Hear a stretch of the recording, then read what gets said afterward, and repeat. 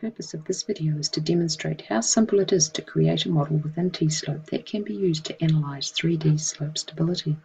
This example is from an open-pit coal mine, and the surfaces used in the model were exported from the Maptec Vulcan model of the project.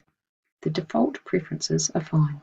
Moving down the navigation tree, we can set the materials. Firstly, the overburden material, which is a laminated sandstone unit with strengths of 22 and a friction angle of 20 degrees. Secondly, the properties for the coal seam, the top of which acts as a bedding plane shear. This has the same strengths, just a lower friction angle of 15 degrees.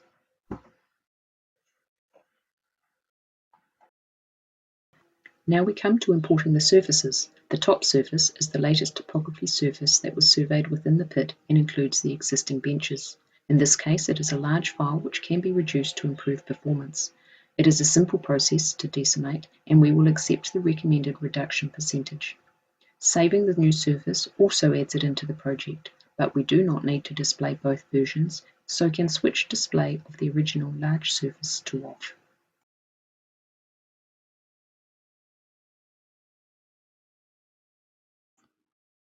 Moving next to the basal surface, or potential failure surface.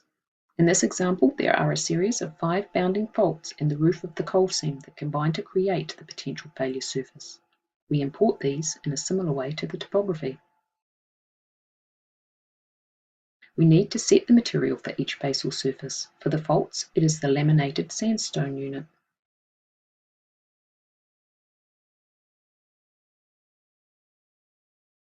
And for visibility, we can set opacity of each new surface to 80%.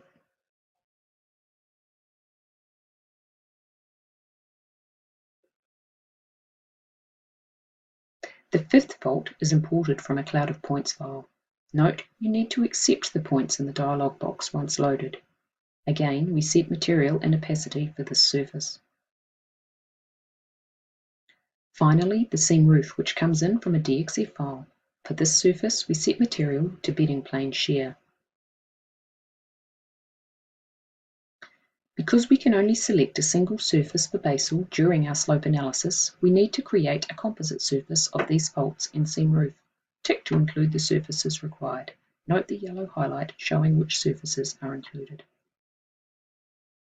To visually clip the surface data back to the area of interest, we can turn project clipping on.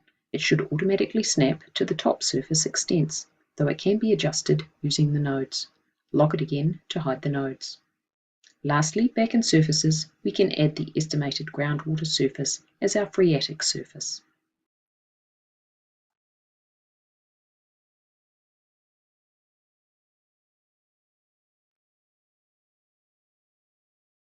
Now we are ready to define the slope case. Selecting the 3D slope case, we are presented with a dialog box.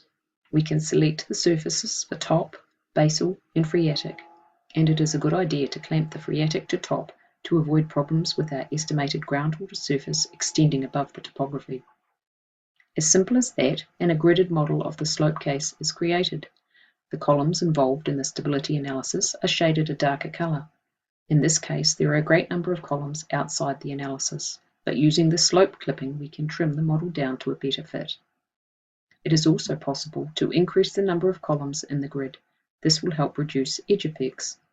Any changes must be applied before you can solve this scenario.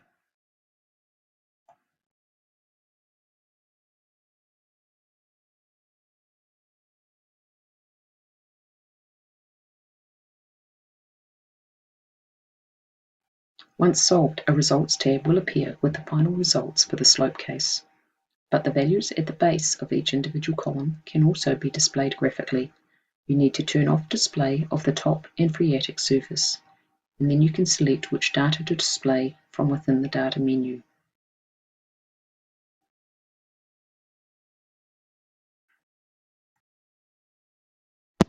As a comparison, we can create a 2D slope case. First, we need to define a cross-section line along a similar angle as the failure direction in our 3D slope case. Adding a 2D slope case, we are presented with a similar dialog box to the 3D, where we need to select the top, basal, and phreatic surfaces. Again, clamping phreatic to top. The section and slices are displayed. On Solve, we see the difference in results between a simple 2D approach and our 3D analysis.